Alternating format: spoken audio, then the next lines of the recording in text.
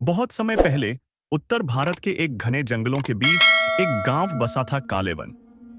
कालेवन को लोग शापित गांव कहते थे, क्योंकि वहां जो भी बाहरी आदमी जाता वह या तो गायब हो जाता या फिर पागल होकर लौटता। रात के समय उस गांव में अजीब सी आवाजें आती थीं, बच्चों के रोने की, औरतों के चीखने की और घोड़े के टापों की। गांव के बूढ़े बुजुर्गों का कहना था कि करीब 150 साल पहले अंग्रेजों के जमाने में कालेवन के राजा ने अंग्रेज अफसरों के साथ एक घिनौना समझौता किया था। बदले में उसने अपने ही गांव वालों को कुर्बान कर दिया था। मरते वक्त गांव वालों ने उस राजा और पूरे गांव को श्राप दिया था, तुम सब अंधेरे में कैद रहोगे और कभी शांति नहीं पाओगे। उसके बाद से हर रात वहां भूतों का मेला लगता था। राहुल एक जिज्ञासु युवक था जो एक यूट्यूब चैनल चलाता था, हॉरर स्टोरीज विद ओपी। उसने कालेवन के बारे में सुना और ठान लिया कि वह वहां जाकर सच्चाई जानकर रहेगा। भूत प्रेत कुछ नहीं होते, वह अपने दोस्तों से कहता। 17 अक्टूबर रात 11 बजे राहुल और उसके दो दोस्त विक्रम और नेहा अपने कैमरे और टॉर्च लेकर कालेवन की ओर निकले। जैसे ही वे गांव के करीब पहुंचे, मोबाइल नेटवर्क गायब, हवा भारी और ठंडी हो गई। पास के पीपल के पेड़ पर बैठी कौवों की डरावनी आवाजें गूंजने लगीं। गांव के बाहर टूटा हुआ एक पत्थर का फाटक था, जिस पर खून से लिखा था, पलटो मत, जो आया वो गया नहीं। नेहा डर गई। राहुल, वापस चलते हैं। पर राहुल हंसा। अरे, ये सब लोगों को डराने के लिए है। वे गांव में घुसे। चारों ओर खंडहर, टूटी फूटी हवेलियां और सूखे कुएं। सन्नाटा ऐसा था कि उनके अपने दिलों की धड़कनें भी तेज सुनाई देती थीं। कैमरे में कुछ खास नहीं आ रहा था, पर अचानक विक्रम चिल्लाया, वो देखो! एक सफेद साया एक हवेली के अंदर तेजी से चला गया। नेहा की सांसें रुक गईं। राहुल कैमरा लेकर उस हवेली की ओर भागा।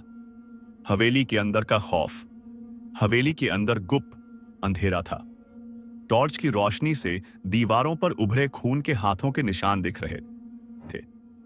एक कोने में टूटी हुई झूला कुर्सी थी जो अपने आप हिल रही थी।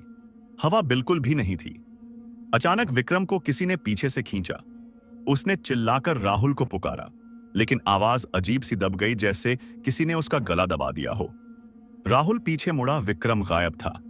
नेहा कांपती हुई बोली, हमारे साथ कुछ बहुत बुरा होने वाला है।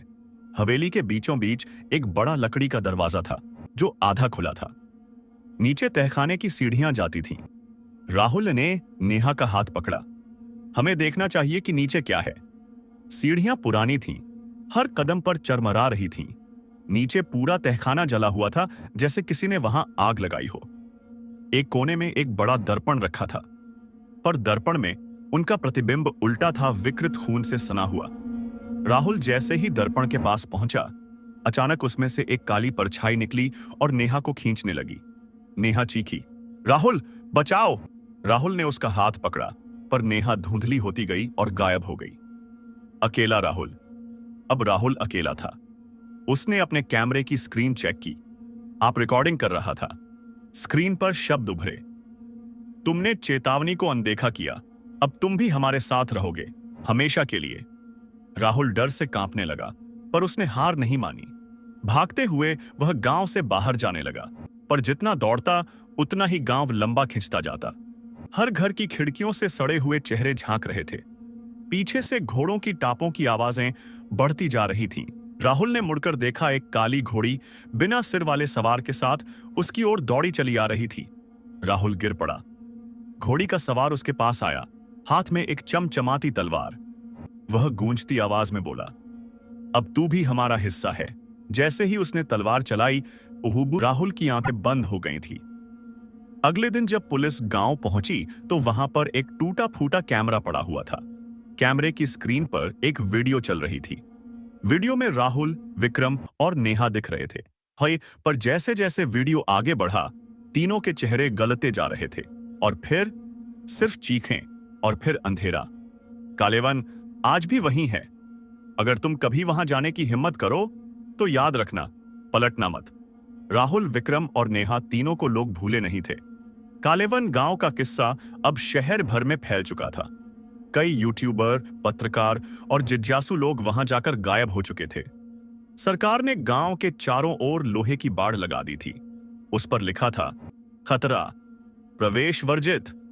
पर एक लड़की थी, सिमरन, जो राहुल की छोटी बहन थी।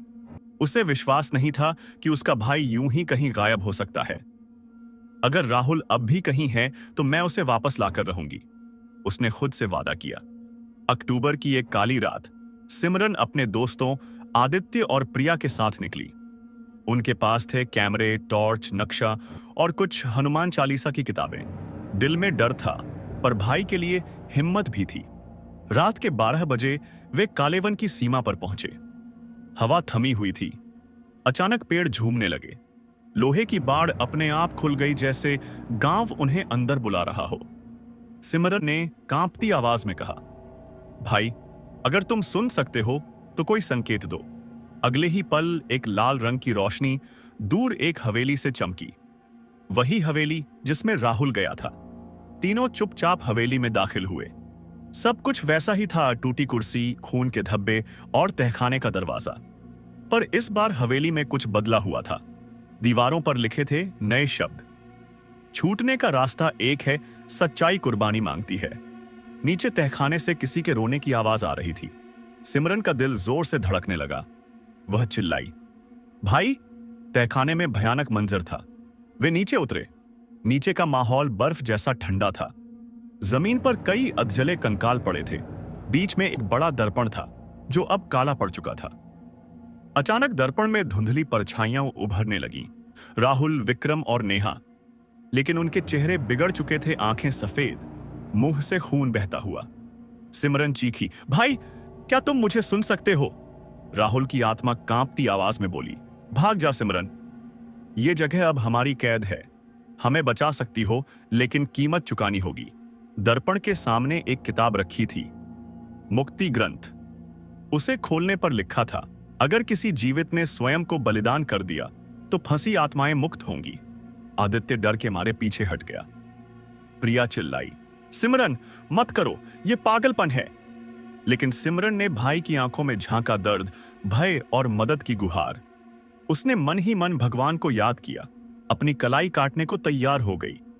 जैसे ही सिमरन ने खुद को बलिदान करने के लिए हाथ बढ़ाया, अचानक दर्पण फट गया। सैकड़ों काले हाथ दर्पण से बाहर निकले और हवेली को घेर लिया।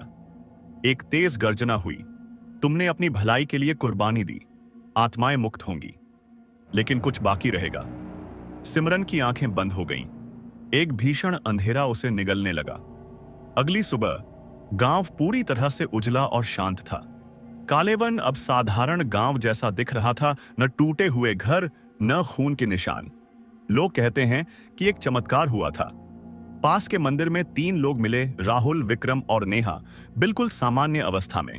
लेकिन पिछली 6 महीनों की याद उन्हें नहीं थी। सिमरन गायब थी। आज भी जब रात होती है, कालेवन के बीचों बीच एक नई हवेली बनती दिखती है, जिसकी खिड़की से एक लड़की झांकती है, सफेद कपड़ों में, बाल खुले, और धीरे से फुसफुसाती है, मैंने अपनी कुर्बानी दी, अब मेरी बारी है। और हर साल अक्टूबर की रातों में कोई न कोई अनजान आदमी उस हवेली की तरफ खिंचता चला जाता है। कालेवन अब एक आम गांव जैसा दिखता था। लोग बसने लगे थे, खेत हरे भरे हो रहे थे, मंदिर में घंटे बजने लगे थे। पर किसी को नहीं पता था कि सब कुछ बस एक भ्रम था।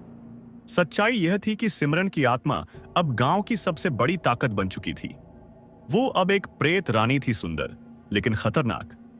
जिस किसी ने भी गांव में झूठ, लालच या पाप किया, उसे सिमरन की हवेली में खींच लिया जाता था, जहां से आज तक कोई वापस नहीं आया। एक दिन गांव में एक अमीर बिल्डर आया, महेंद्र सेठ। उसने सरकार से गांव खरीदने का सौदा किया। उसका सपना था कालेवन को एक रिजॉर्ट में बदलना। अब भूत वूत का जमाना गया, वह हंसता था। पैसा ही भगवान है। उसने काम शुरू कराया, पेड़ कटवाए, पुरानी हवेलियां गिरवाईं।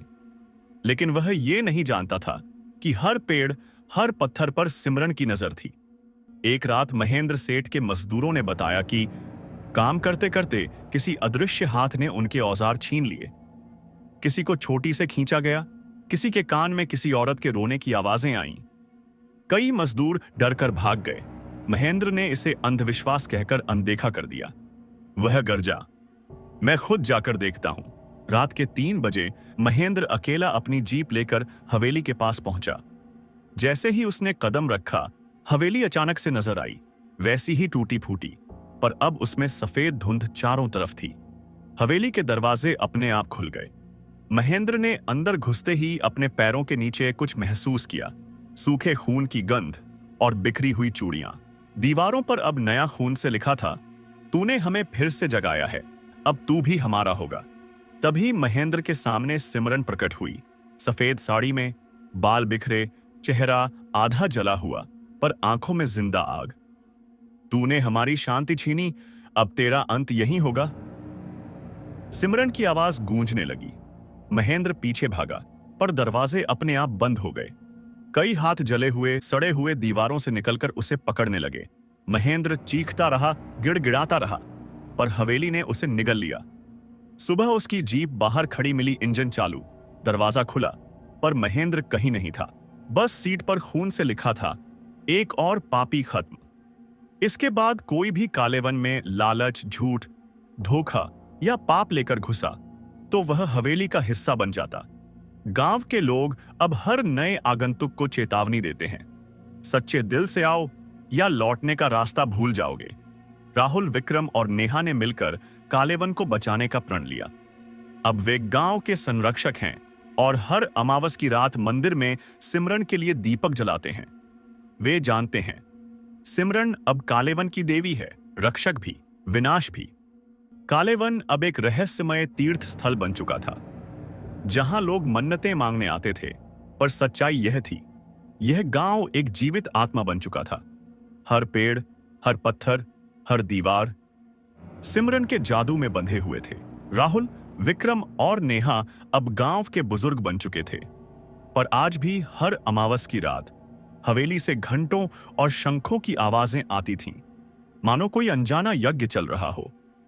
एक दिन गांव में एक सन्यासी आया, सफेद दाढ़ी, गेरुए वस्त्र और आंखों में गहरा तेज। वह सीधा हवेली के सामने जाकर बैठ गया और भजन गाने लगा। धीरे धीरे हवेली की दीवारें दरकने लगीं, हवाएं तेज हो गईं। सिमरन खुद प्रकट हुई, अब और भी सुंदर, पर चेहरा पूरी तरह पत्थर जैसा भावहीन। सन्यासी ने आंखें खोली और कहा, सिमरन, तेरी आत्मा मुक्त नहीं हो सकती, क्योंकि तेरा जन्म ही एक शाप से हुआ था। सारा गांव दहल उठा। सच सामने आया। सन्यासी ने बताया, सैकड़ों साल पहले कालेवन एक शापित भूमि थी। यहां तंत्र मंत्र के प्रयोग किए जाते थे। सिमरन का जन्म एक सामान्य लड़की के रूप में नहीं, बल्कि एक रक्षा मंत्र के प्रभाव से हुआ था। उसे गांव को बचाने के लिए जन्म दिया गया था, लेकिन लालच में आकर गांव वालों ने अपने ही रक्षक को बलिदान कर दिया। तभी से कालेवन शापित हो गया। सिमरन की आत्मा तब तक भटकेगी जब तक कोई उसे खुद से बड़ा बलिदान नहीं देगा, स्वेच्छा से मोक्षदान। तभी राहुल आगे बढ़ा। उसने कहा, मैं ही सिमरन को आजाद करूंगा। विक्रम और नेहा ने उसे रोका, लेकिन राहुल मुस्कुराया, कहा, अगर मैं न होता तो सिमरन कभी इस रास्ते पर नहीं आती। भाई का फर्ज है उसे उसके असली घर पहुंचाना। राहुल ने सन्यासी से अंतिम विधि पूछी, और फिर राहुल ने अपने प्राणों का बलिदान दिया, पूर्ण श्रद्धा और प्रेम के साथ। जैसे ही उसने अंतिम सांस ली, पूरा गांव सुनहरे प्रकाश से नहा गया। हवेली ढह गई, पेड़ हरे हो गए, हवा में फूलों की खुशबू फैल गई। सिमरन की आत्मा एक सुंदर देवी के रूप में बदल गई। उसने पूरे गांव को आशीर्वाद दिया, अब कालेवन कभी नहीं डरेगा। यहां केवल प्रेम और शांति का वास होगा। फिर वह प्रकाश में विलीन हो गई, हमेशा हमेशा के लिए। आज कालेवन एक पवित्र धाम है। लोग अपनी मन्नतें पूरी करने के लिए आते हैं। मंदिर के अंदर एक सुंदर मूर्ति है, सफेद साड़ी में मुस्कुराती हुई लड़की की। उसके नीचे लिखा है, सिमरन जिसने खुद को मिटाकर सबको बचाया। राहुल, विक्रम और नेहा के बलिदान को भी अमर कर दिया गया है। हर साल खास रात को गांव के बच्चे दीपक लेकर हवेली के पुराने स्थान पर जाते हैं और फुसफुसाते हैं, धन्यवाद सिमरन दीदी। दोस्तों, ये थी हमारी आज की कहानी। आपको कैसी लगी कमेंट करके बताना। मिलते हैं अगली वीडियो में।